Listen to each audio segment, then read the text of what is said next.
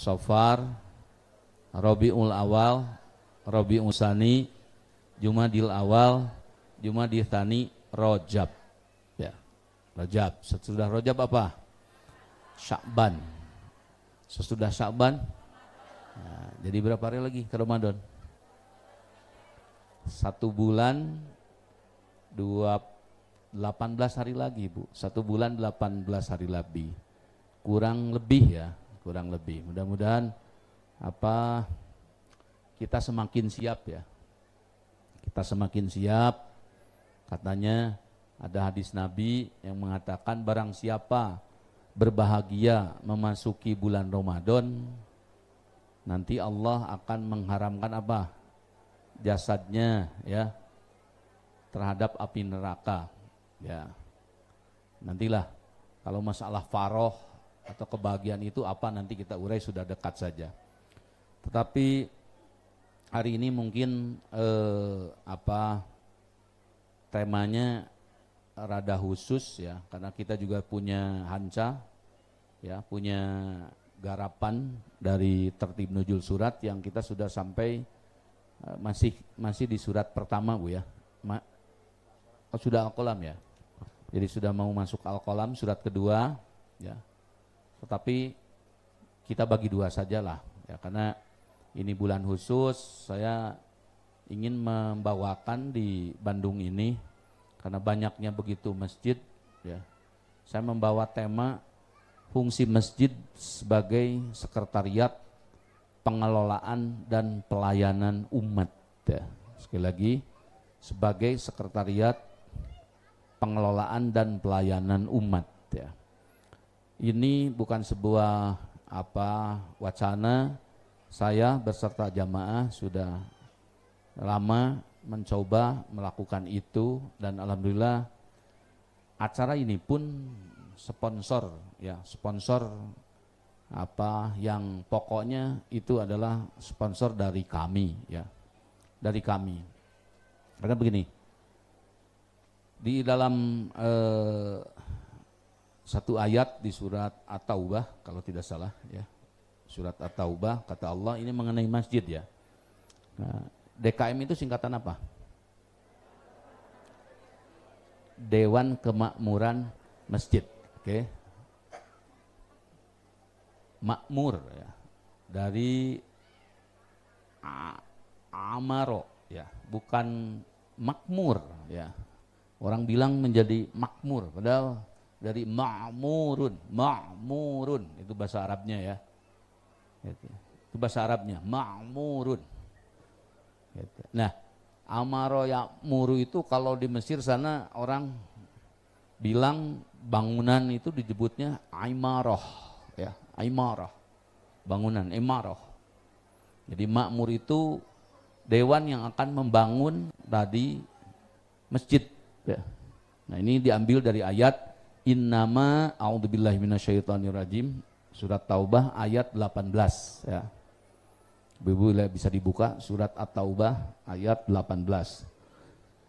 Innama ya'muru masajidallahi, bahwa sesungguhnya yang akan memakmurkan, yang bisa memakmurkan masjid itu man amana billahi wal yaumil akhir. Satu, hanya orang yang beriman kepada Allah dan kepada yaumul akhir. Satu ya. Yang kedua, wa aqomas sholah, dan dia yang membangun sholat berjamaah ya, yang membangun sholat berjamaah. Nah, konotasi di umum kita itu kalau ngomong sholat itu lepas dari jamaahnya, dari berjamaahnya, padahal Nabi beserta para sahabatnya, dan sahabat itu termasuk siapa? Ibu-ibu termasuk tidak? Termasuk ya. Ibu-ibu jangan punya konotasi kalau menyebutkan dan para sahabatnya, seolah-olah para sahabatnya itu bapak-bapak semua ya, salah itu. Padahal termasuk di dalamnya adalah para ibu ya. Jadi di zaman Nabi itu para sahabat Nabi, ya, bapak-bapaknya beserta ibu-ibunya ramai memakmurkan masjid dengan sholat berjamaah. Ya, maka saya termasuk yang berbeda ya dalam hal sholat berjamaah. Ada yang mengatakan sholat berjamaah itu hanya wajib bagi bapak-bapak, perempuan wajibnya di rumah. Saya tidak setuju. Sholat bukan kewajiban gender. Sekali lagi, sholat bukan kewajiban gender. Di situ sudah tidak menghargai perempuan sebagai manusia. Sholat adalah kewajiban sebagai manusia. Paham tidak? Karena kalau sholat diwajibkan kepada hanya gender bapak-bapak, bapak-bapak itu jenis kelaminnya apa? Laki-laki. Kalau di hewan laki-laki disebutnya apa? Pejantan. Sama juga laki-laki ya. Betul tidak? Domba ada tidak laki-lakinya? Disuruh sholat tidak? Kenapa? Karena domba. Paham tidak? Kenapa tidak disuruh sholat? Karena domba. Sapi ada, monyet ada. Kenapa tidak disuruh sholat? Lalu siapa yang disuruh sholat itu? Lelakinya, perempuannya, atau manusianya? Manusianya. Jadilah ibu-ibu manusia seutuhnya. Itu yang harus dicamkan ya. Kalau perempuannya sudah ya, sekali lagi saya ingatkan, tugas perempuan tidak banyak. Satu, apa? Head. Dua, hamil. Tiga, melahirkan. Empat, menyusui. Sudah, itu tugas ibu-ibu. Tugas bapak-bapak apa? Menghamili. Satu itu. Apalagi?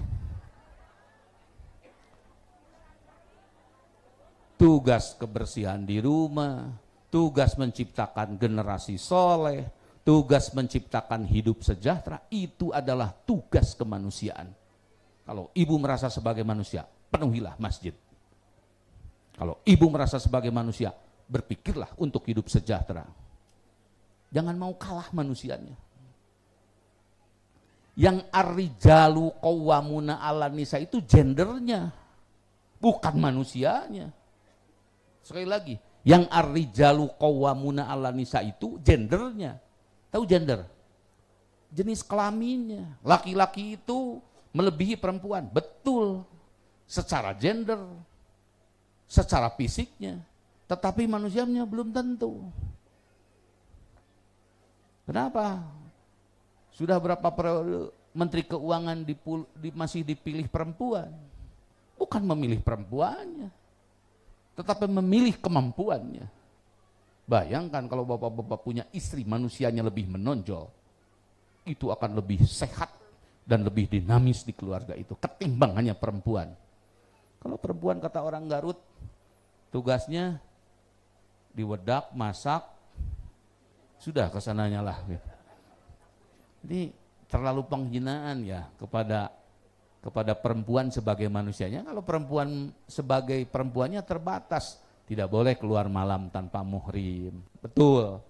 Tetapi bukan tidak boleh keluarnya, tidak boleh tanpa muhrim. Gak ada yang ngelarang. Kenapa ke masjid dibilangnya perempuan wajib sholat di rumah? Loh, umroh berangkat tidak sama suaminya, dibikinin muhrimnya palsu, mau saja. Umroh lebih jauh kok ke Masjidil Haram. Kenapa ke masjid dilarang? Ini bahaya. Jadi manusia itu hanya sebelah laki-laki saja, perempuannya tidak dilibatkan sebagai manusianya. Ini bahaya ya. Oleh karena itu tadi ya, yang dapat memakmurkan masjid itu satu, yang beriman kepada Allah dan kepada yaumil akhir. Satu. Dua, wa aqamas shalah, dan yang membangun sholat berjamaah. Kenapa penting berjamaah ini dibangun? Eskalasinya luas, dampaknya luas dari sholat berjamaah itu. Inna sholata tanha anil fahsya wal munkar. Hanya orang mengartikannya sholat biasa saja, padahal begini mengartikannya. Inna sholata, sesungguhnya sholat berjamaah yang kompak, tanha, dapat mencegah anil fahsya wal Munkar. Saya punya cerita di kampung, Bu. Datang, ada berapa ustadz DKM, tolong bantu saya, masjid saya itu kecil, tidak banyak, tetapi jam 2 siang sampai jam setengah 5 di samping masjid itu orang sabung ayam, dan saya ahli masjid tidak bisa ngapa-ngapain, tolong bantu saya. Oke, saya bilang begini, nanti hadirkan saja RW-nya, RT-nya kita panggil. Udah panggil, bismillah undang.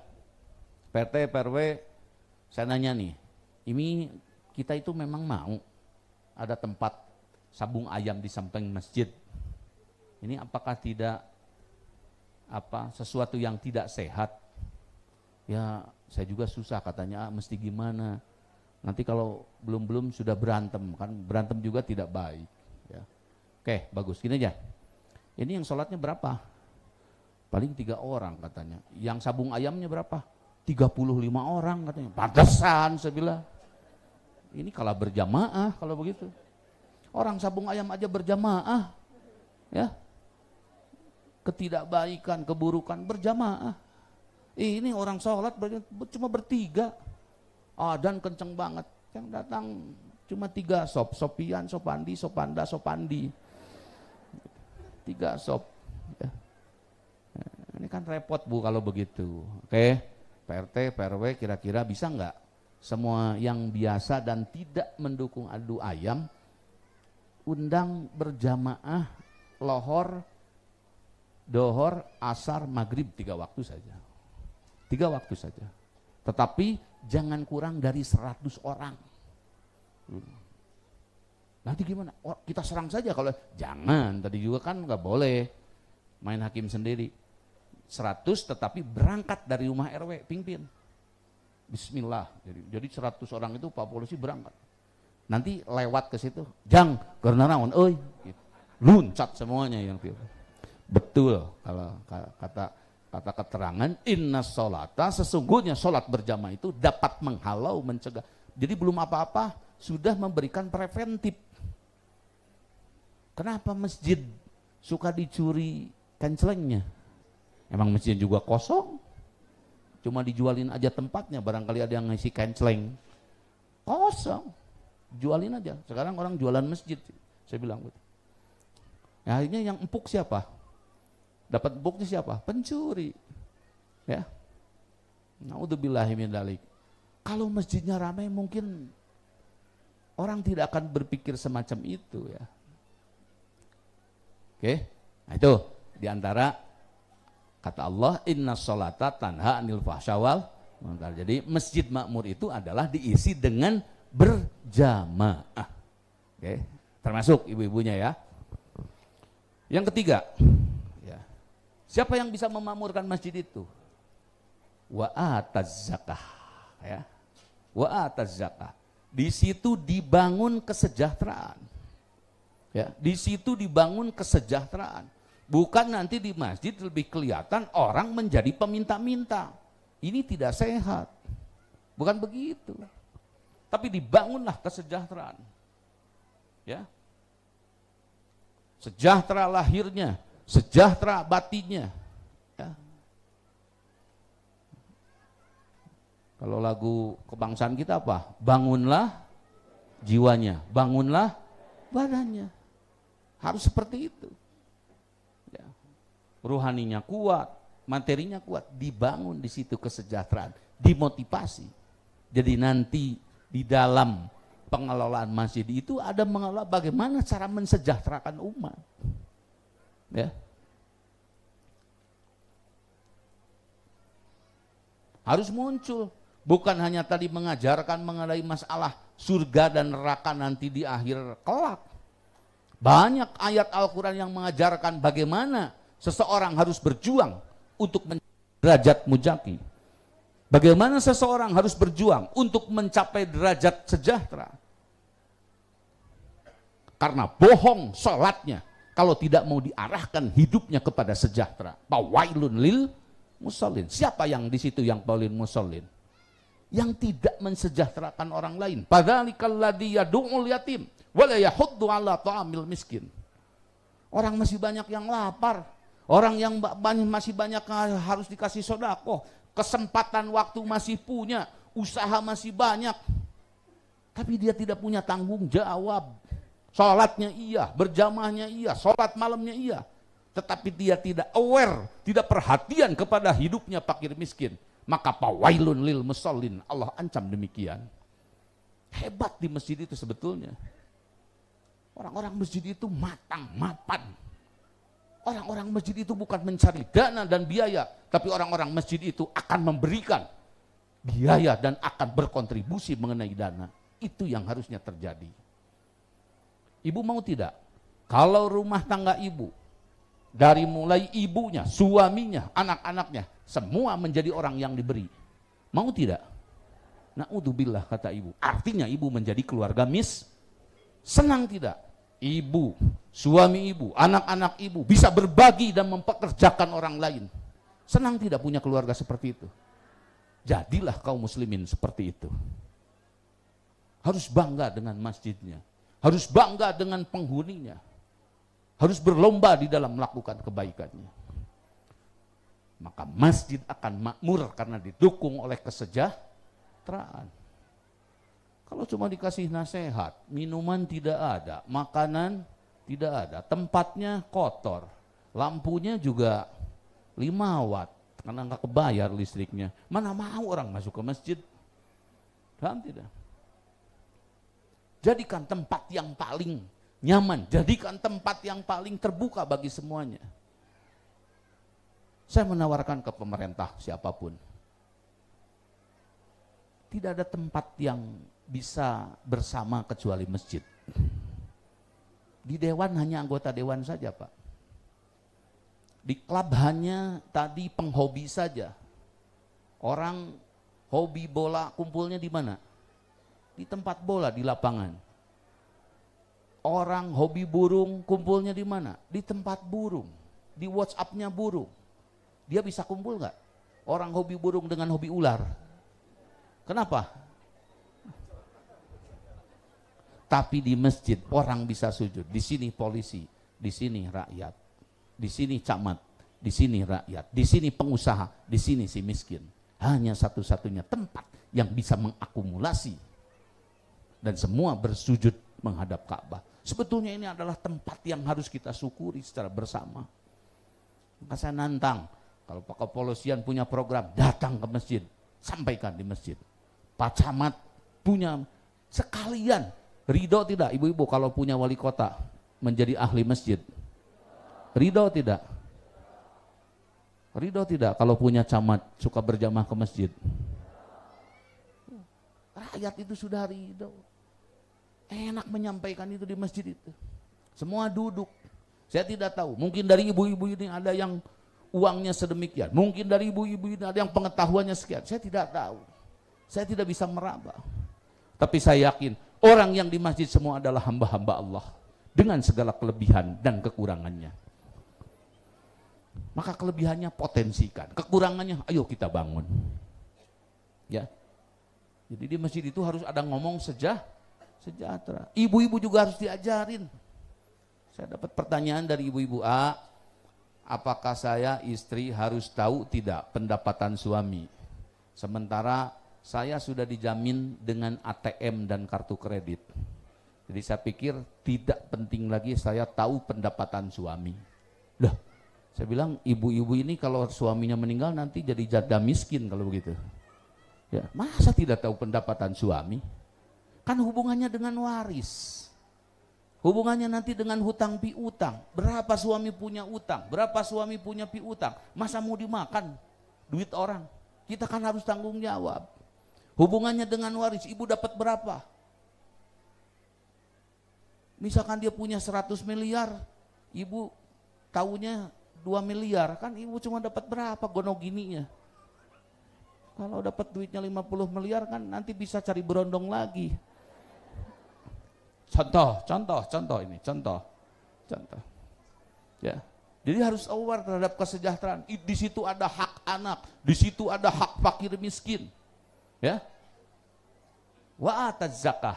Jadi di masjid harus ngomong mendorong orang untuk mau sejahtera.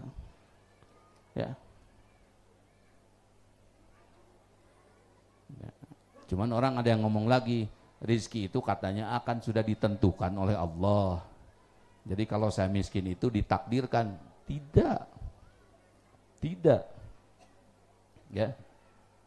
Bukan takdir tadi, sekali lagi takdir kamu harus miskin, bukan seperti itu takdir itu. Inna rabbaka yabsutur rizqa liman yasha wa yaqdir. Allah membentangkan rizki bagi siapa yang mau. Bagi siapa yang mau.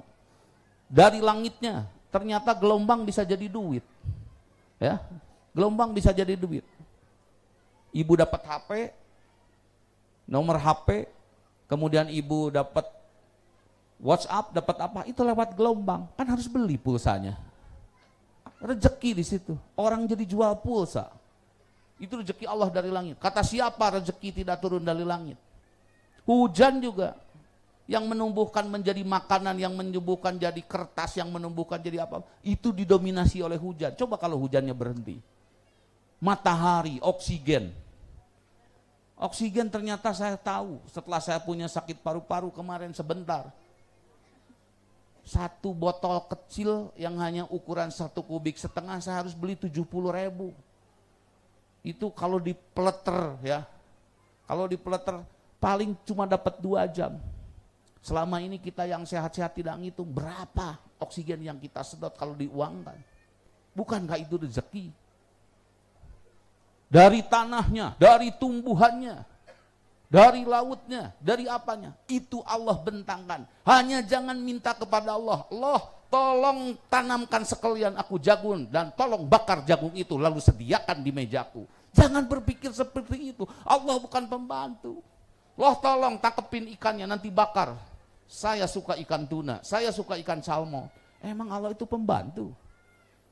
Allah menyediakan rezekinya, silakan kalian ambil, silakan ambil lautnya. Orang Jepang sana sekali lagi, dia pandai mengambil ikannya, padahal lautnya tidak seluas laut Indonesia. Tapi orang Indonesia sebegini luas lautnya, makanya tetap ikan asin. Nah, kalau ikan asin itu banyak ikannya, banyak asinnya, pasti. Maka lemah kalau diajak bekerja itu, karena banyaknya karbo yang masuk ke dalam tubuh, bukan protein. Orang Jepang, orang Korea lawan Jerman, Jerman bisa kalah dilawan sama orang Korea main bolanya. Kenapa? Kuat. Ibu mau kuat yang makan ikan-ikanan, mau tahu kuatnya yang makan ikan-ikanan? Coba ibu loncat dari situ bareng dengan kucing. Ada puasa karbohidrat, soalnya saya sudah 1 kintal juga bu. Jadi banyakkan makan ikan lah sekarang. Ikannya banyak. Kalau ibu-ibu mau murah beli ikannya, beli ke sisi pantai. Kalau di sini mahal, sisi pantai cuma dapat 30.000. Yang punya mobil sambil bawa mobil, mau bisnis silakan jual lagi di sini. Ya. Saya sedih. Kita itu lapar, kita itu miskin. Ditumpukan harta yang Allah berikan kepada bangsa Indonesia yang sebegitu luas. Kita tidak bisa mengambil ikan kita. Natuna kita diambil oleh orang. Itu diantaranya. Nah ini dampak dari masjid ya, menjadi tahu arti, apa arti nasionalisme, apa arti watonia, apa arti wilayah. Ya. Jadi bukan Allah tidak memberikan banyak kepada orang Indonesia, tapi kembali lagi kita harus introspeksi. Barangkali kita hanya mengerjakan Allah saja, bukan kita bekerja. Yang ketiga, ya, yang dapat memakmurkan masjid itu adalah orang yang walam yakhsha illallah, yang dia punya keberanian. Artinya hanya takut saja kepada Allah. Jadi kalau tidak punya keberanian ya takut nanti. Takut itu, takut ini. Orang banyak ketakutan. Ya, apalagi dengan sekarang stigmanya bahwa Islam itu diidentikan dengan radikalisme, ya, dengan susah diatur. Ya mungkin ada beberapa yang begitu, ya.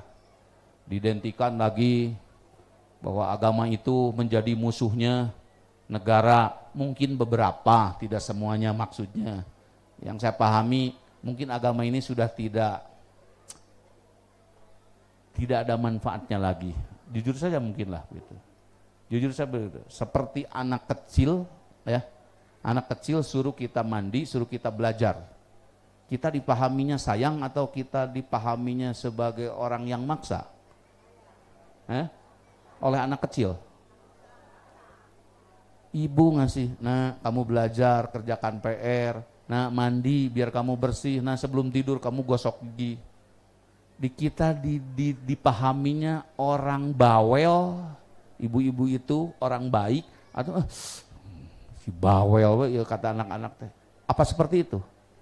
Ibu mengalami muda dulu, mengalami muda, pernah digituin sama mamahnya? Anggapannya begitu ya? Coba kalau ibu anggapannya baik. Kadang-kadang sama agama ini di stigmanya seperti itu. Padahal tidak demikian secara ajaran. Karena ada nabi, ada rasul. Kalau ngomong agama, tetapi kalau ngomong oknum, ya bisa saja. Ya. Tetapi kalau ngomong agama itu clear, ada Qur'annya. Kalau ngomong agama itu clean, ada nabinya, clear and clean. Tidak bisa diselewengkan. Tetapi kalau ngomong oknumnya ya bisa saja. Orang jual Quran bisa. Ya, pura-pura baca Quran dijual untuk menipu orang bisa. Pura-pura jual masjid, pura-pura masuk ke masjid ikut sholat padahal mau nukerin sendal, bisa tidak? Bisa. Itu oknumnya. Jadi tidak bisa digeneralisir bahwa ini adalah agamanya. Ya. Sempurna agamanya. Kenapa sempurna? 23 tahun dengan konsep apa? Tanpa senjata dan tanpa pabrik senjata bisa menguasai dunia. Siapa yang bisa melakukan itu? Kalau bukan konsep agama yang dibawa oleh Nabi Muhammad SAW dan Bizantium waktu itu dan Persia di waktu itu berkata, bagaimana bisa orang gurun tanpa senjata menguasai dunia? Satu kitab membuka dunia, satu kitab menguasai dunia, satu buku mencerdasi lebih dari cerdasnya sedunia. Itu mukjizat. Bagaimana kalau kita ditakdirkan menjadi orang-orang yang dulu dekat dengan Rasulullah dan membangun peradaban yang masyarakat sudah bejat secara mental, perempuan sudah dijual belikan, narkoba sudah di sana sini, sogok menyogok sudah di tingkat manapun. Tiba-tiba menjadi berubah dari yang tadinya zina berhenti, dari tadinya korupsi berhenti, semua berhenti menjadi orang baik, semua berhenti menjadi orang soleh dari kejahatan yang sudah dilakukannya. Bayangkan betapa bahagianya dan kita disebut. Bayangkan kalau Indonesia satu hari bisa menjadi negara yang bisa menyelesaikan Timur Tengah konfliknya, yang bisa membantu Rohingya dengan persoalan HAM-nya, yang bisa membantu saudara-saudara muslim di India, tetapi tidak menggempur, tetapi menyelesaikan dalam hidup damai. Bayangkan Indonesia ke depan, betapa bahagianya menjadi orang Indonesia. Itu Bu. Nah, ini harus diawali dari apa? Dari masjid. Masjid itu adalah rumah bersama. Ya. Inna awala baitin wudi'a linnasi lalladzi bibakata. Jadi Allah menciptakan manusia itu pertama bumi, ya. Rumah untuk manusia itu adalah di Mekah. Jadi masjid itu disebutnya rumah bersama. Boleh kata lain dari masjid adalah rumah bersama. Ibu punya rumah, ditata kebersihannya, karpetnya, keramiknya, ya, didesain sampai ibu mau bayar. Untuk apa? Menciptakan apa? Menciptakan betah di rumah itu. Ya, apalagi di masjid. Ini rumah bersama. Tidak boleh, seharusnya rumah lebih bagus dari masjid. Seharusnya. Karena masjid adalah siapa? Rumah bersama dan akan dibiayai secara bersama. Masa kalah? Paham tidak? Orang betah masuk ke masjid. Ada makanan, ada minuman, ya, ada sadanahnya, ada sakoyahnya. Ada program tadi untuk mengedukasi bagaimana belajar usaha. Ada program tadi untuk mengedukasi bagaimana yang belajar ilmu. Hidup makmur di situ, ya. Bayangkan punya tempat seperti itu. Kita rakyat boleh tidak masuk ke gedung sate tanpa izin? Kita rakyat boleh tidak masuk ke istana tanpa izin? Tapi orang istana, presiden, gubernur, boleh tidak masuk ke masjid tanpa izin? Boleh. Artinya secara tempat masjid itu lebih mengakomodir seluruh aspek, seluruh elemen. Dan artinya istana hanya beberapa saja yang boleh masuk ke sana. Secara tempat saja sudah beda. Maka jadilah pejabat yang sekaligus menjadi anggota masjid. Maka akan bisa dekat dengan rakyat. Dan pejabat yang tidak dekat dengan masjid, maka dia tidak dapat dekat dengan rakyat. Nanti kalau kampanye nggak usah banyak ngomong kalau biasa ke masjid. Eta mah biasa sok ke masjid urang pilih deui we. Sederhana, rakyat itu mudah lupa, rakyat itu pemaaf, rakyat itu timbal baliknya lebih dari sekedar pejabat dan anggota dewan. Kalau anggota dewan baru dipilih kasih proyek, kalau dipilih. Rakyat itu sudah dibodohin, tahun depan dibodohin lagi, mau lagi rakyat mah. Jadi ya sabar apa? Nah ini ya mudah-mudahan, kenapa ya, ini negara kita. Saya tidak, kalau berpikir negara, saya tidak mesti harus jadi bupati, gubernur, tidak mesti kita harus berpikir menjadi RI1, enggak. Yang penting kita bagaimana bisa mengisi kehidupan kita itu dengan baik.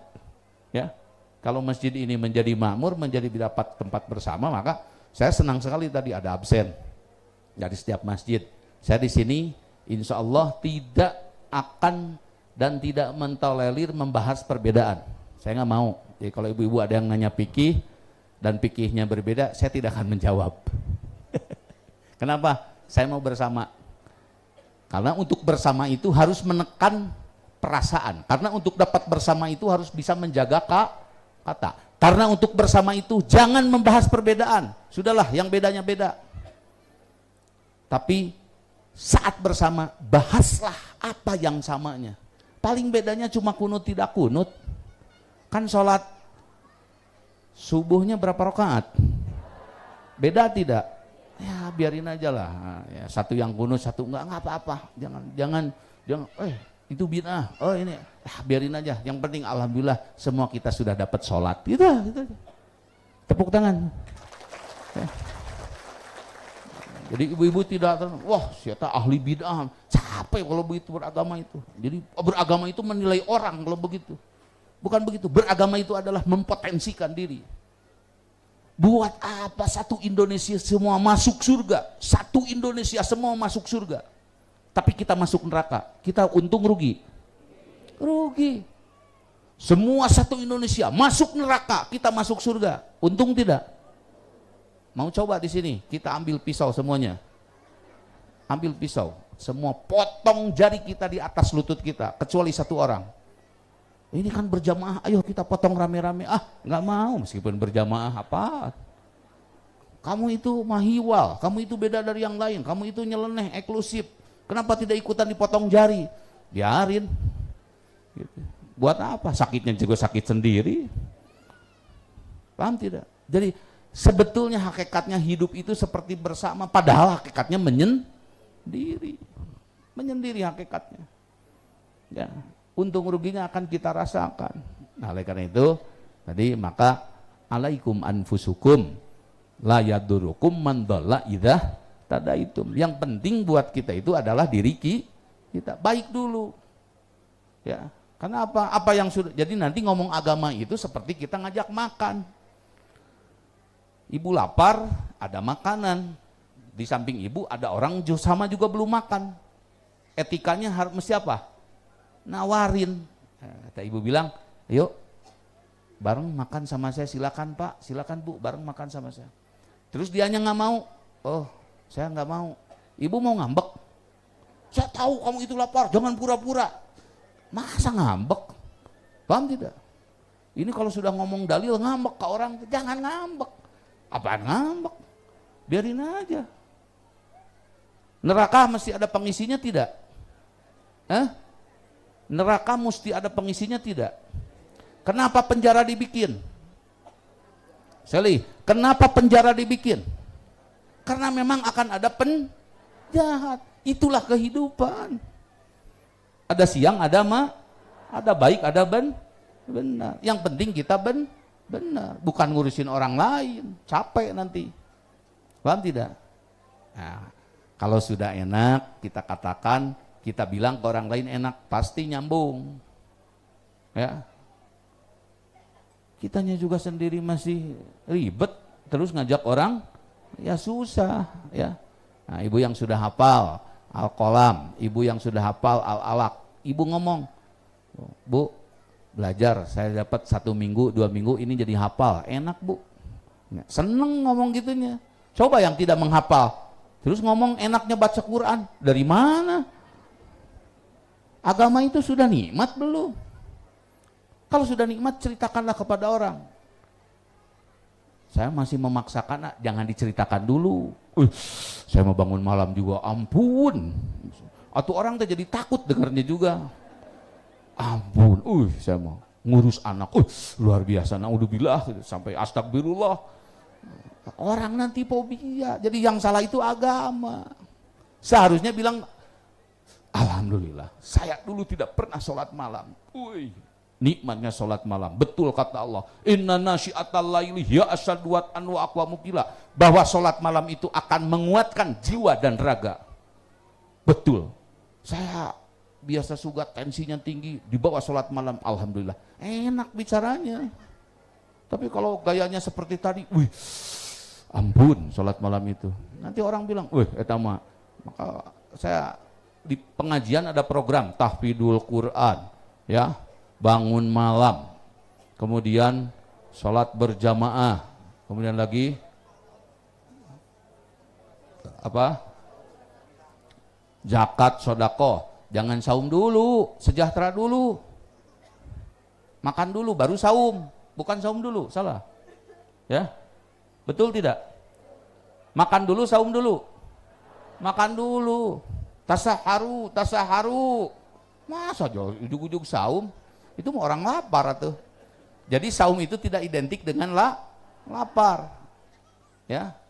Makanannya ada, suaminya ada, minumannya ada, tempat ngumpetnya ada. Kenapa tidak buka? Sedang puasa, bukan orang lapar. Nah, kalau seperti saudara kita di Aceh, tsunami, palid superminya, palid terigunya, palid minyaknya, palid alat-alat dapurnya, tidak ada makanan, tidak ada alat masak. Yang ada air kotor. 3 hari 3 malam tidak dapat makan. Puasa kelaparan. Puasa kelaparan. Kelaparan, bukan puasa itu. Kalau puasa mah istrinya ada, suaminya ada, minumannya ada, kolaknya ada, candilnya ada. Tadi bekas sahur mesti ada candilnya. Kan ibu juga kalau ngumpet bisa. Pura-pura aja bilang. Kan ada cerita di satu daerah, menantu sama mertua ketemu di tempat cemen. Dia patongong-tongong. Pas Malik, nak, Pak, menantu, jangan bilang-bilang ya. Iya, siap. Jangan bilang-bilang. Itu pas puasa, bisa ngumpet tempat cemen. Oke Pak, salaman Pak. Aman dah. Ya. Tetapi itu puasa tidak itu? Bukan puasa. Karena dia apa? Makan. Karena dia bukan pada waktu. Jadi puasa itu bukan kelaparan. Ingin makan, bukan kelaparan. Puasa itu ingin makan karena menahan makan. Puasa itu ingin minum, bukan kehausan. Ingin minum karena menahan minum. Sebelum puasa apa? Suruh makan. Setelah selesai apa? Orang semakin maghrib semakin apa? Semakin semangat tidak? Nahan makan 10 jam dengan 6 jam. Berat mana? berat 10 jam. Ternyata di puasa lebih berat 6 jam sebelum duhur. Ngambek nu ngagoreng, ngambek nu nyenget rokok, bapak-bapak sengit jam 12, hayang buka sebelum jam 12. Tetapi setelah jam 5 semakin leles, semakin semangat. Semangat, padahal sudah 10 jam lebih. Kolak, canil, seblak, beli kabeh. Wah, semakin semangat. Kenapa? Karena maka betul kata Nabi, lisoimi farhatani, bagi yang berpuasa itu 2 kebahagiaan. 1 ketika indal iftar, ketika dia berbuka. Bohong orang yang berpuasa tidak menunggu berbuka puasa. Bohong orang yang berpuasa tidak menunggu adzan maghrib. Mau sholat bukan?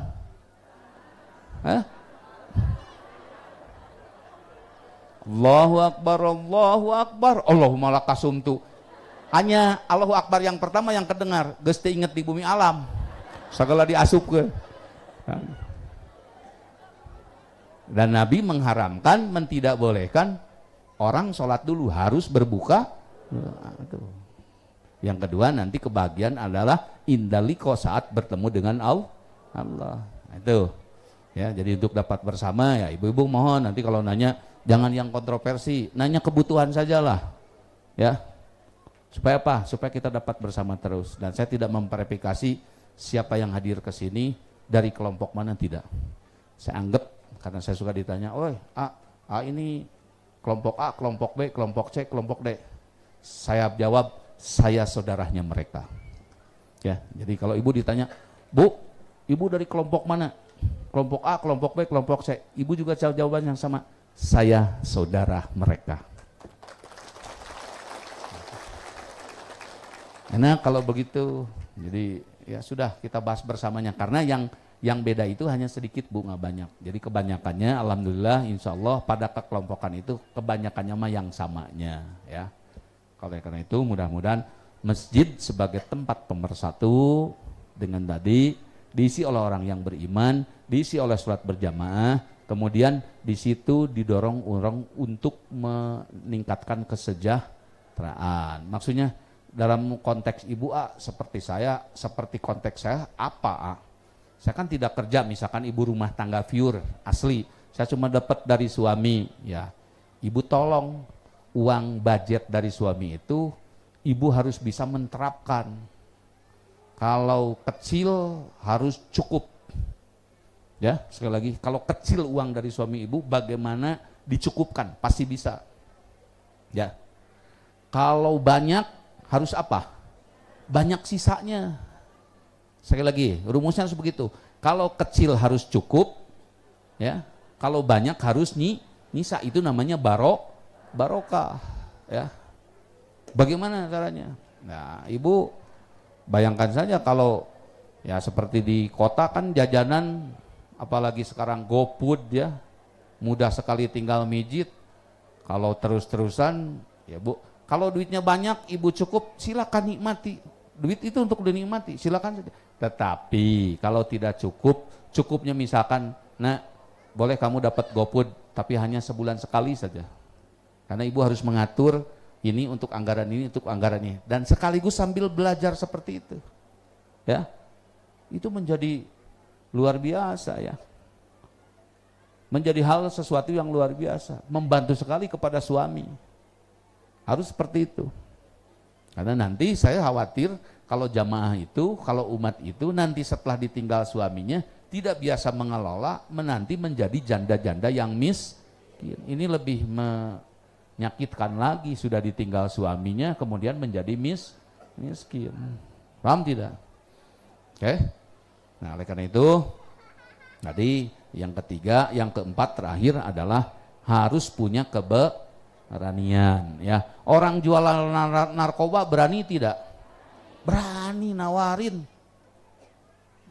Samping samisma, orang tadi sabung ayam di samping masjid berani. Masa kita tidak berani memakmurkan masjid? Nah, mudah-mudahan ini juga buat Bapak-bapak DKM menjadi pemikiran bersama bagaimana masjid itu betul-betul menjadi rumah bersama. Tariklah rakyat masyarakat menjadi betah di situ, bagaimana caranya? Tariklah rakyat dan pejabat juga sama, tarik ke situ supaya bisa dekat menyampaikan sesuatu ke rakyat itu.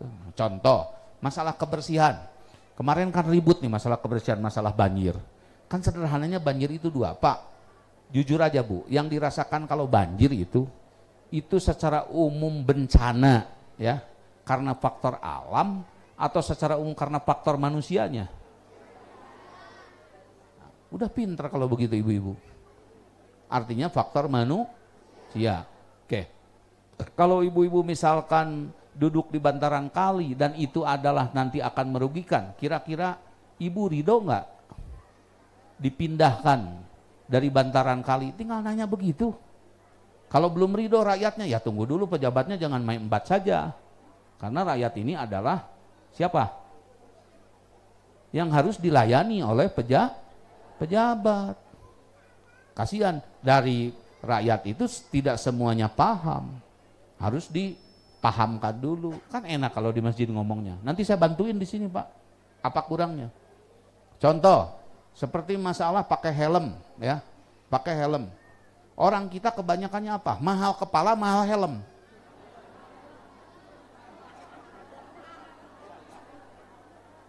Jujur. Oke, di Bandung helm sudah memasyarakat. Tapi saya masih punya pandangan lain. Mahal jari jemari kaki, mahal sepatu. Nah ini coba Bapak lihat nanti di Bandung pas topan der hujan, sepatu dicopot diganti pakai sendal jepit. Cek urang teh atuh euy mahal keneh ieu. Aing meuli sepatu meuli deui we, leungit jempol hiji kudu sabaraha. Paham tidak? Kan ini tidak ada yang mengedukasi rakyat. Seolah seperti tindakannya itu smart, pintar, padahal adalah bodoh. Jadi nanti ibu ajarin ke anak ibu, nah nanti nggak apa-apa sepatu basah kan ada hair dryer, nggak apa-apa sepatu basah ada kompor gas, nggak apa-apa. Tapi jari kamu copot satu nak berapa nak? Kalau di sini patah saja kamu mesti ke Solo. Ya, karena rumah sakit tulang terkenal se-Indonesia di ongkosnya saja berapa nak? Belum nginep di sana, belum bayar. Pakai nak sepatunya, biar kamu beli lagi nanti sepatu. Kalau sepatu kamu beli sekali sepatu pengen awet 10 tahun, nanti kasihan tukang sepatu nggak dapat makan. Paham tidak? Ah ini bisa diobrolkan, ya betul tidak? Oke. Bapak-bapak yang pakai motor siap pakai sepatu semua enggak? Kan dia tahu pakai sendal capit. Lepas deh, aduh ampun. Nah udah bilahi min dalik. Nah ini adalah bentuk-bentuk yang bisa sebetulnya dikomunikasikan. Karena mudah-mudahan Masjid Al-Amanah, Pak Herman, Pak Ketua DKM ya, dan semua warganya ya, saya berharap menjadi tempat bersama ya.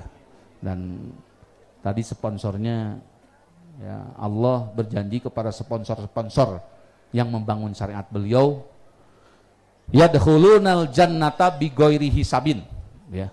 Bagi sponsor-sponsor nanti akan masuk ke surga itu tanpa dihitung ya. Kalau sponsor nonton Persib sama Persija main, ditanya tiket tidak? Hah? Tidak. Atau ditanya tiket macam sponsor, ya gua tarik lagi sponsornya. Jadi sponsor mah tidak ditanya tiket, masuk saja. Oh, ini siapa? Oh sponsor. Nah, sponsor kebaikan dalam Islam, sponsor kebaikan dalam membangun program-program keumatan yang berdasarkan kebaikan menurut Allah dan Rasulnya, itu nanti masuk surganya tanpa dihisab. Jadi ibu enak kan? Oh, saya sponsornya. Saya bikin kue, saya bikin lapis, itu bagian dari sponsor. Nanti, wah ibu ini, sebentar jangan masuk surga. Saya sponsor Pak, silakan masuk sponsor. Nah. Ya, oke, itu Bu ya. Ya sudah, tinggal pertanyaan. Nah, sesi pertanyaan. Siapa ibu yang mau nanya?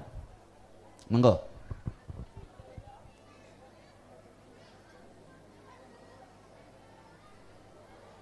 Ini Pedi. Ibu dari Majelis Taklim mana nih? Cek. Satu majelis taklim, satu ini ya, nanti supaya merata. Ya. Assalamualaikum warahmatullahi wabarakatuh. Waalaikumsalam warahmatullahi wabarakatuh. Saya Tini Nurmalianti dari Majelis Taklim Al-Amanah. Pak Ustadz, saya mau bertanya bagaimana tips-tips agar anak muda bisa menumbuhkan rasa ingin membangkitkan masjid gitu. Ya, Tips memakmurkan masjid. Ya, Ya. makasih. Bagus, terima kasih. Bagaimana membangkitkan anak? Karena umumnya yang biasa berjamaah dan ke masjid pengajian itu rata-rata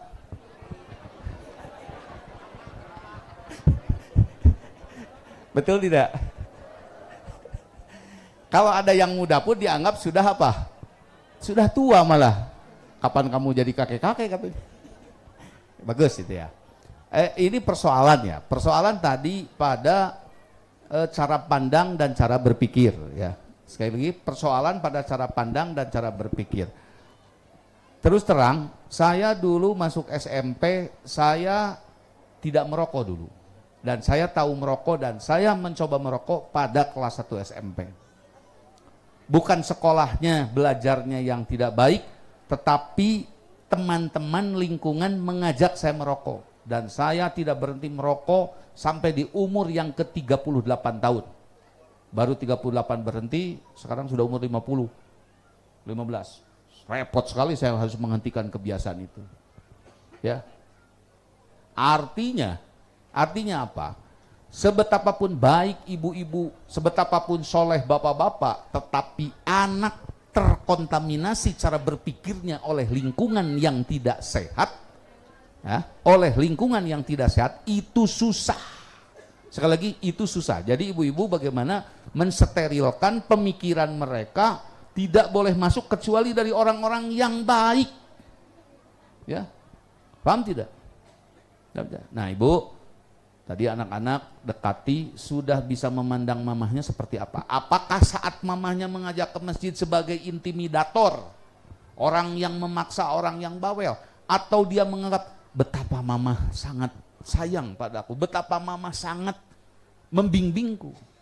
Yang terjadi kalau ibu anak sudah diracunin oleh teman-temannya yang tidak bertanggung jawab, ibu dianggap sebagai orang bawel. Mamah itu kuno, mamah itu kolot, mama itu tidak sesuai zaman. Mah, dengarkan kata pepatah, kata anaknya. Ajarilah anakmu mengenai zaman hari ini, jangan diajari zamanmu, karena itu zaman dulu. Saya bilang, yang maju itu adalah sarananya. Dulu kendaraan pakai apa? Kuda, unta. Sekarang pakai apa? Mobil. Yang maju itu sarananya. Dulu orang mengambil air di sumur pakai apa? Timba. Sekarang tinggal pencet pakai pompa. Hanya maju sarannya. Tetapi dari dulu sampai sekarang, siapa yang sudah bisa menciptakan airnya? Dari dulu sampai sekarang, siapa yang sudah menciptakan besi-besinya? Siapa yang sudah bisa? Bisa itu melebur, disatukan. Biji besi dikumpulkan, dipanaskan, dilebur, menjadilah plat mobil, menjadilah mesin. Pertanyaannya, ada tidak dari dulu sampai sekarang orang yang bisa membuat biji besi? Maju itu duitnya, maju itu hartanya, maju itu jabatannya. Kalau dirinya maju kemana? Maju ke nyungsep. Duitnya banyak, cangkengnya sakit. Duitnya banyak, gula, kolesterol sudah tinggi. Maju kemana? Maju ke nyungsep. Orang dulu usianya rata-rata 100 tahun. Kakek-kakek kita, saya punya kakek, ayah dari ayah saya, meninggalnya di 145 tahun. Dan giginya masih utuh. Maju orang dulu tuh. Sekarang punya umur 80 tahun itu sudah mewah. Wih, seueur bonusna. Jadi manusianya itu tidak maju, semakin cenderung mundur. Ya, yang maju itu duitnya, hartanya, sarananya. Kalau manusianya makin mundur. Umur 40 tahun ke bawah, luar biasa. Mata masih jelas melihat. Saya pakai kacamata, jangan dianggap maju. Ini kalau dibuka, saya rada burem. Ini bukan maju, ibu-ibu. Saya mundur. Tapi orang nganggap, wah ini pakai kacamata katanya. Oh, jangan. Ya, ini mundur ini. Saya maunya ini dilepas, tapi kalau udah jauh begitu nggak kelihatan. Paham tidak? Jadi jangan tertipu dengan kemajuan. Sadarlah bahwa manusianya akan maju kepada kematian, maju kepada terus kehidupan selanjutnya. Oleh karena itu jangan berhenti membawa dan melakukan kebaikan. Jadi saat mati pun datang, kita tidak takut. Ya, gitu. Oke, jadi ibu-ibu nanti dekatkan dulu dengan anak-anak, bayangkan ngomongnya si ibu teh jangan dianggap bawel atau bulah. Saya kalau ngomong sama anak-anak, emang gini, kalau kamu mau coba, mau nantang, siapa yang paling sayang ke kamu itu sekarang kamu tinggal di rumah temen 1 bulan atau 3 bulan kalau kurang cukup. Nanti sama mamahnya teman itu apa seperti disayang sama mama. Mama ngomong, ayah cuma ngomong suruh ngaji, pinternya buat kamu, bersihnya buat kamu, kamu malah saya dianggap intimidator. Hidup nanti sesudah besar itu baru terasa ya. Kemarin ibu-ibu kan baru terasa. Kalaulah hari bisa diputar, kata ibu, tentu ibu tidak memilih suami ibu hari ini. Begitupun suaminya, kalau bisa diputar. Hanya sayang barang yang sudah dibeli tidak boleh itu saja bu. Ya. Kalaulah boleh diputar dulu, kenapa saya tidak belajar banyak, kenapa saya tidak usaha banyak, mungkin hari ini saya tidak susah. Ya. Karena hidup itu adalah sebab dan akibat. Kenapa hari ini kita ditagih? Karena kemarin kita minjem. Coba kalau kemarin kita nabung, kita apa sekarang hasilnya? Memetik tabungan. Terima kasih buat pertanyaannya. Ya, itu dapat minyak tuh berapa? 5 liter. Siapa lagi yang mau nanya? Silakan. Ayo. Pak Edi tolong diatur Pak Edi. Dari majelis. Itu tadi Al-Amanah sudah. Ya, dari Al-Amanah sudah. Mungkin dari ini. Silakan. Ya, silakan. Ayo, Bu. Assalamualaikum warahmatullahi wabarakatuh. Waalaikumsalam warahmatullahi wabarakatuh. Saya dari Jemaah Masjid Al-Hidayah, Cibuntu Tengah 2. Nama saya Dia Hoeria. Mau bertanya Pak Ustadz, tapi mungkin di luar tema. Misalkan gini Pak, misalkan kita sering beribadah, sering beramal di dalam kebaikan apapun, misalkan dia itu orang suka ada banjir selalu terdepan, ada kebakaran selalu terdepan juga, dan ada kematian selalu terdepan juga. Tapi misalkan orang itu nggak pernah sembahyang atau sholat sama sekali, ya gimana itu Pak hukumnya atau dosanya gitu amalnya? Ya, terima kasih. Apa yang dia lakukan adalah baik, tetapi kebaikan itu bukan satu. Ibu pakai pakaian, ada bawahan, ada daleman, ada atasan. Yang pertama ibu pakai apa? Daleman, oke. Terus pakai bawahan. Setelah itu, nah kalau ibu sebelum atasan sempurna belum? Belum. Kalau ibu keluar, nanti diketawain orang. Orang itu tadi sudah baik, banjir di depan, apa-apa di depan, kematian di depan. Dia tinggal menambah kebaikannya. Kebaikan sholat ya. Jadi jangan dihukumi dulu. Kalau dihukumi nanti, wah siamane asup neraka, kagok aing mencena mabok. Nah itu jangan dihukumi dulu ya. Nah, kenapa? Kembali lagi. Secara umum orang itu mau soleh, mau jahat. Soleh. Secara umum kita itu mau sejahtera, miskin. Tidak perlu diajarin keinginan, tetapi siapa yang tahu jalannya. Bukan tidak mau sejahtera, tapi saya tidak mau jalannya. Berkali-kali saya usaha tapi gagal terus. Berkali-kali saya mencoba ke masjid, tapi pintu masjid tidak cukup buat badan saya. Terpaksa saya balik lagi. Jadi seret bantu masjidnya teh. Berarti DKM harus membikin kusen lebih lebar lagi. Tidak, ya. Jadi ya kita dorong doanya, kita lakukan pendekatan. Ini juga menjadi edukasi, ngajak ibu-ibu. Coba, saya kan tahu ibu-ibu pasti banyak yang tidak ke masjid dan banyak memperdapat bahwa ke masjid itu adalah wajiban laki-laki. Baru tahu kan, saya kasih tahu. Emang sholat itu kewajiban laki-laki, kewajiban manusia. Nah, itu jawabannya bapak-bapak. Hati-hati ya. Ini istri kita itu manusia, bukan embe. Jangan dilarang ke masjid, ya. Ajak menjadi ramai makmur, ya. Nanti kan saya respect terhadap perempuan. Apa? Saya kalau bangun mesti dibangunkan, Bu. Respect. Kalau istri saya lagi keluar, saya kedodoran bangunnya. Saya terima kasih sekali buat istri. Coba kalau istri saya tidak ke masjid. Waduh, bahaya itu. Pak. Subuh sebentar lagi. Alhamdulillah. Bangun. Nah, hidup menjadi harmonis. Terima kasih sudah dikasih hadiahnya. Ya, oke, yang lain lagi mana? Silakan Pak Edi.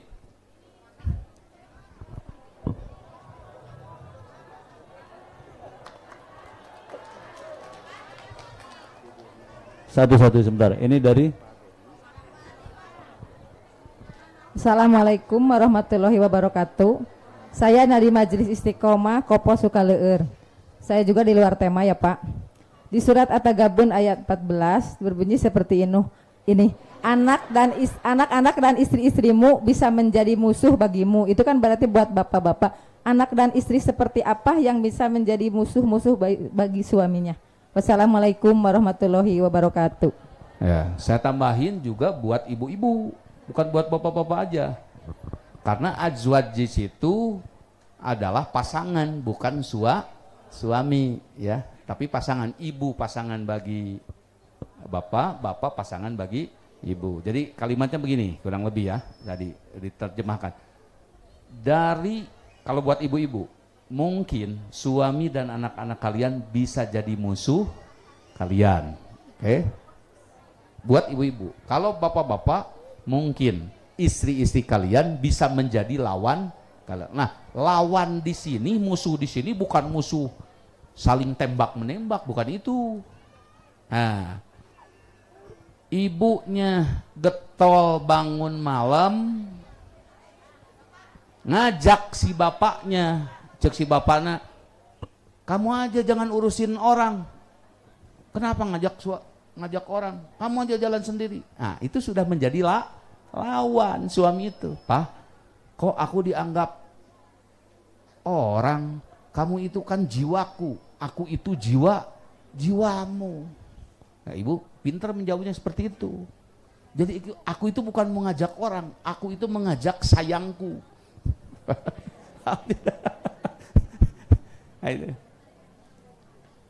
Bapaknya mau bersodakoh, tiba-tiba istrinya, Pak, jangan gede-gede, Pak, jangan gede-gede. Nah, itu menjadi musuh. Boga pamajikan teh perepet nyet. Musuh, paham tidak? Kenapa sekarang tidak terasa musuh? Bapak-bapaknya kebluk, ibu-ibunya tehudang. Ya temennya. Bapak-bapaknya kopet, pamajikanana perepet nyet. Ya temennya. Paham tidak? Ya. Jadi musuh di situ bukan musuh yang harus digempur, dipukuli, tetapi ya saya begini, di rumah saya, nak, kamu itu belajar sodakoh, jangan ya, sodakohnya jangan kegedean, nggak begitu, jumlah 10% itu tidak besar, belajar, nanti kalau kamu sudah banyak pendapatan, kamu biasa bersodakoh, ya saya kasih misalkan kasih 100.000, 10.000 untuk sodakoh belajar, kebesarannya 5.000 aja jangan, ya. Orang harus punya kehormatan dengan sedekahnya. Nah, itu sedang menjadi lawan. Akhirnya saya taklukkan, saya sadarkan. Saya kemarin kesel. Ini saya dengan anak saya. Yang si kembar, mana si kembar? Ada si kembar tidak? Kenapa ngumpet ya? Nah, mana? Coba berdiri. Berdiri. Ya, ini cerita saya, Bu.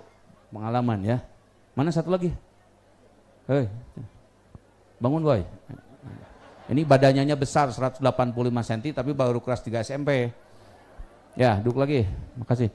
Saya kemarin ada kucing tetangga selalu berantem terus di atas atap saya. Wah, malam ya kena lampu, anak-anak pada takut. Akhirnya saya kesel, udahlah saya berangkat habis dari Bandung, mampir di Cipacing. Beli apa? Beli senapan angin, tahu kan? Ke Cipacing jual senapan, gua tembak pakai senapan angin nih, gitu ceritanya Pak Polisi. Tapi tidak maksud dimatikan ya, untuk dibikin takut saja itu kucing. Wah, pas saya mau nembak, ini si kembar di belakang. Pak, jangan Pak, kasihan kucing orang Pak. Wah, enggak, ini kucing ngeganggu nih. Terus dia ngomong lagi, Pak, kan ada dalam Qur'annya itu tidak boleh. Akhirnya selemes Pak. Ya, nah itu, saya sedang menjadi lawannya waktu itu. Artinya tidak sejalan. Jadi musuh di situ bukan musuh. Ya, bukan musuh harus berantem-beranteman, tetapi musuh ya.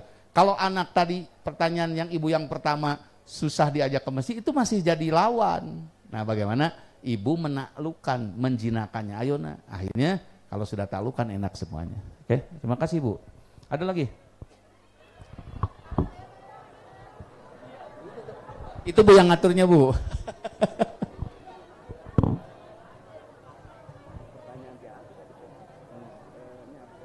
Dari mana?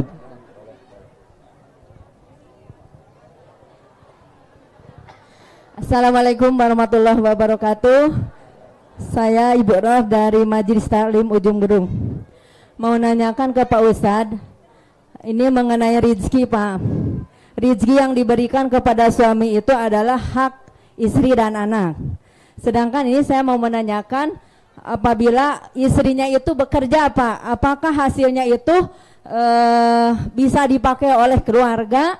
Tapi kadang ada yang bicara itu mah hak istri aja ya, disimpan hasilnya oleh istri. Tetapi gimana pendapat Bapak? Apakah hasil istri itu bisa dipakai dengan keluarga? Terima kasih. Assalamualaikum warahmatullahi wabarakatuh. Waalaikumsalam warahmatullahi wabarakatuh. Bapak punya istri, istri punya siapa? Punya suami. Jadi kedua-duanya saling memiliki. Bagaimana kalau terjadi si ibu yang bisa cari duitnya, si bapak yang tidak? Karena tugas adalah dikesibapakan, lalu si ibu tidak mengasih makan. Ngurus kucing saja, ya, pelihara burung aja dikasih makan, apalagi ngurus orang.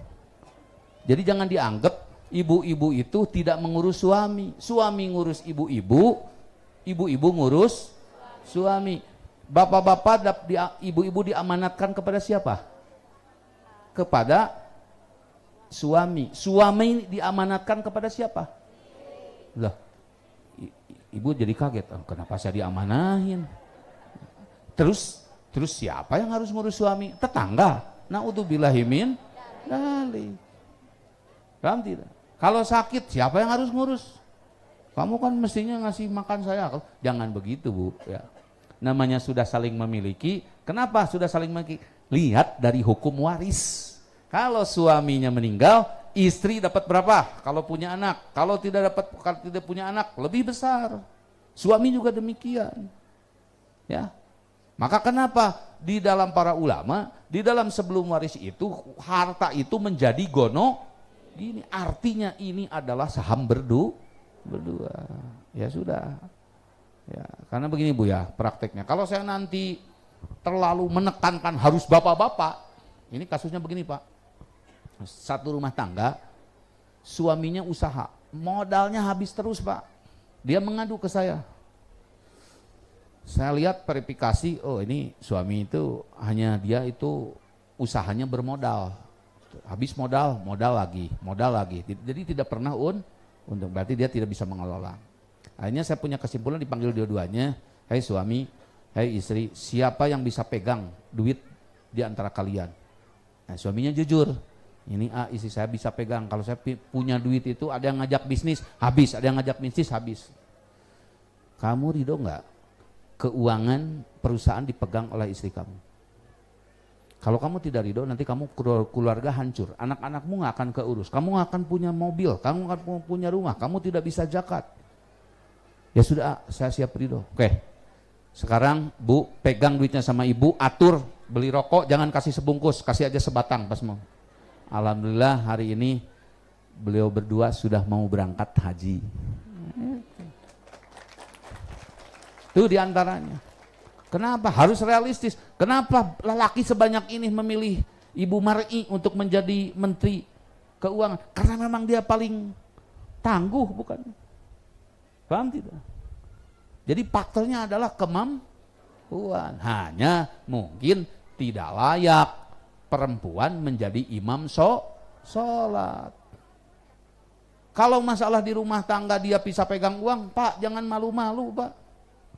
Kasih saja sama dia biar maju. Kalau nanti duit sama bapak dipegang juga habis. Nah ini yang bahaya, bapak tuh bisa nyepeng duit, ibu tuh bisa nyepeng, bahaya itu sama Pak keuangan. Hati-hati ya, ibu-ibu rada bagus nyepeng keuangan ya, hati-hati ya. Oke? Ya, karena itu suami kita ya bagaimana lagi bulah. Urus saja bismillah.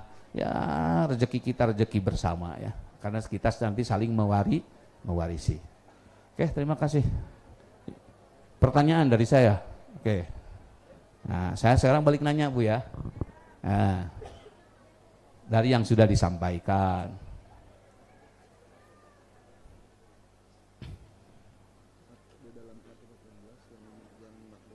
Oke. Di surat At-Taubah ayat 18 ada berapa yang dapat dan bisa memakmurkan masjid? Pertanyaannya di surat At-Taubah ayat 18 ada berapa ya yang bisa memakmurkan masjid? Silakan. Bapak silakan Pak. Bapak katanya Bu, kasihan nanti.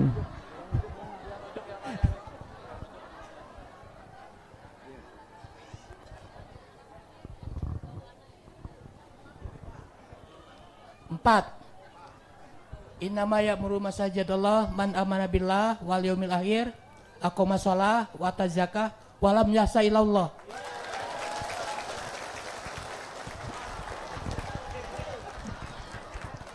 Tuh ada amplop katanya. Berapa itu isinya? 100, jangan 10.000 ya, kasihan. Oke, mana lagi? Kata lain dari masjid sama dengan apa? Tadi saya sampaikan, kata lain dari masjid sama dengan apa? Silakan.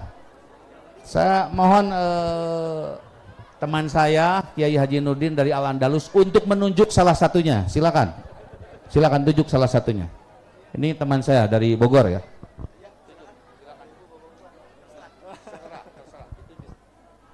Mana ini yang mau menjawab nih, insya Allah.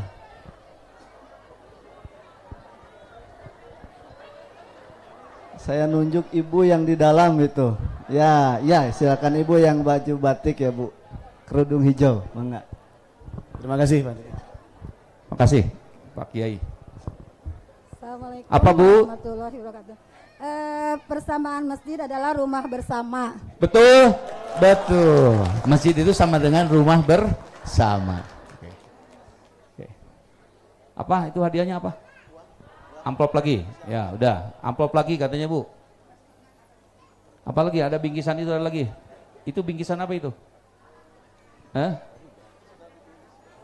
Hah?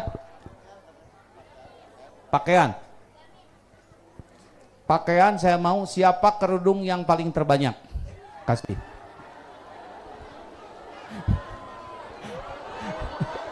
Ayo, mana itunya? Putih dari Al Jihad 75 orang. Siapa? Siapa pemenangnya?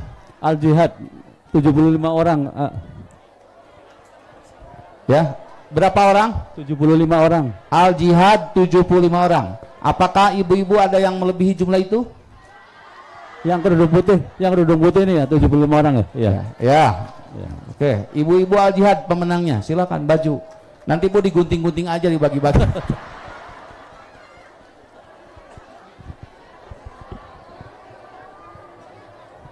Oke.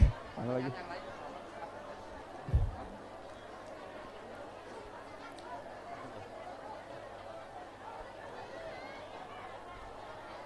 Apa yang harus dilakukan untuk dapat mempersatukan umat?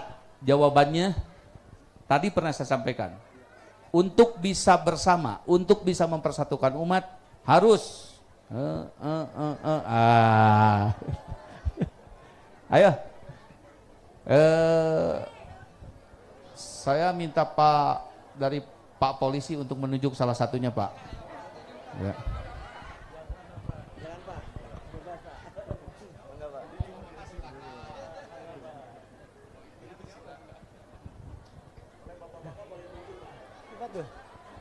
Yang bersandar di apa?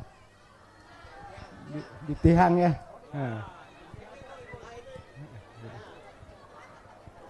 Harus datang ke masjid, Pak.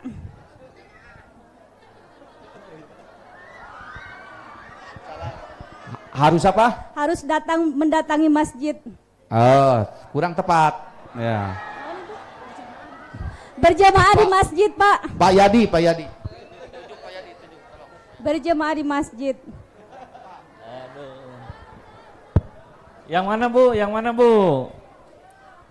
Yang sebelah itu tuh yang banyak yang nunjuk deh. Yang mana kok nggak ada yang nunjuk, Bu? Nggak jadi? Nggak jadi yang di belakang, Bu? Jadi nggak? Ya, boleh yang di belakang satu. Salat berjamaah di masjid.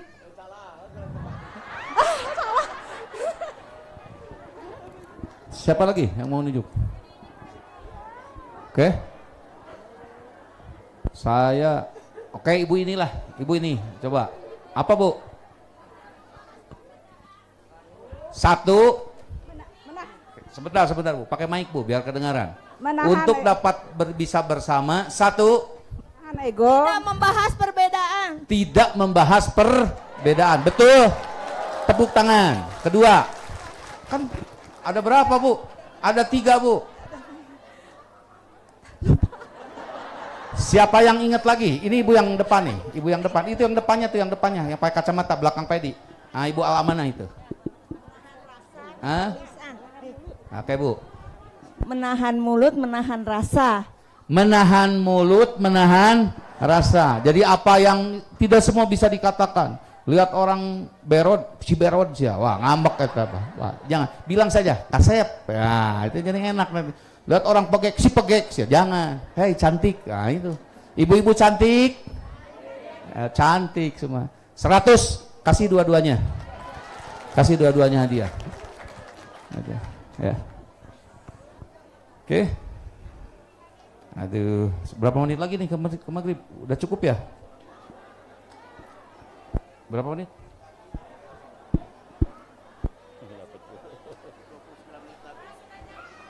Oke.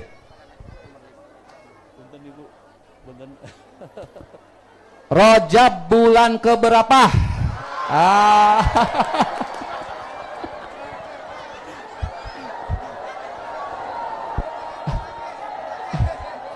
Rajab bulan keberapa? Siapa yang mau nunjuk ya? Oke, yang sebelah sana belum. Ayo. Ya, bulan Rajab bulan berapa? Bulan ke-7, Pak. Betul, 100. Ya. Cukup Ibu, saya sudah capek, Bu ya. Ibunya juga mau pulang. Ya, selamat kembali pulang ke rumahnya masing-masing dan mohon doanya buat ibunya Pak Denny. Ya, beliau Pak Denny adalah pengurus dari Al-Amanah, sedang sakit, katanya mudah-mudahan disembuhkan oleh Allah Subhanahu wa taala. Ya. Sekian ibu-ibu sekalian, bapak-bapak, Rabbana atina fid dunya hasanah wa fil akhirati hasanah wa qina adzabannar. Walhamdulillahirabbil alamin. Wassalamualaikum warahmatullahi wabarakatuh.